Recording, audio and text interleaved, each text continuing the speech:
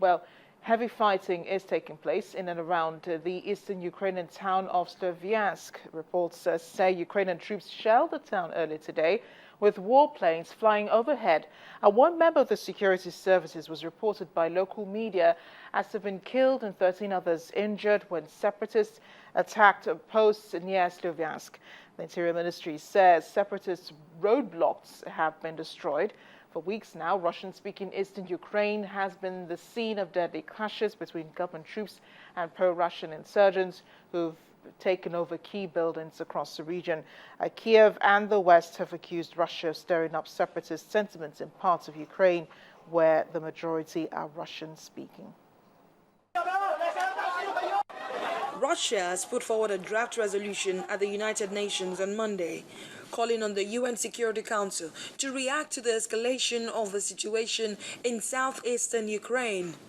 Russia, which is the rotating Security Council president for this month, called an emergency meeting of the 15-nation UN body to introduce the draft resolution on the Ukraine situation, urging an immediate halt to deadly clashes in southeastern Ukraine. Our draft demands the immediate cessation of hostilities, urges parties to commit themselves to a sustainable ceasefire, and calls for the establishment by the parties of humanitarian corridors in order to allow the civilian population to live safely and to ensure humanitarian assistance.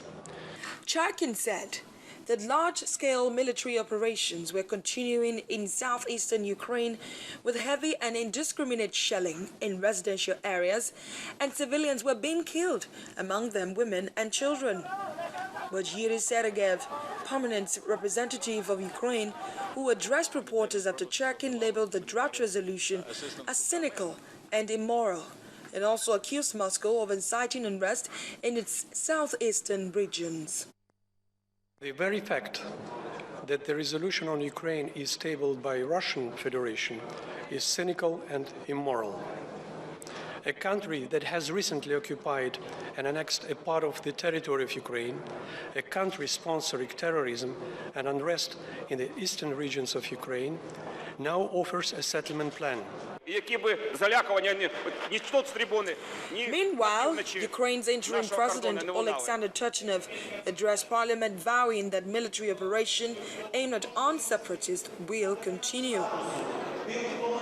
Earlier, about 350 Donbas battalion recruits were engaged in exercises with Ukraine's National Guard in preparation for deployment to the east.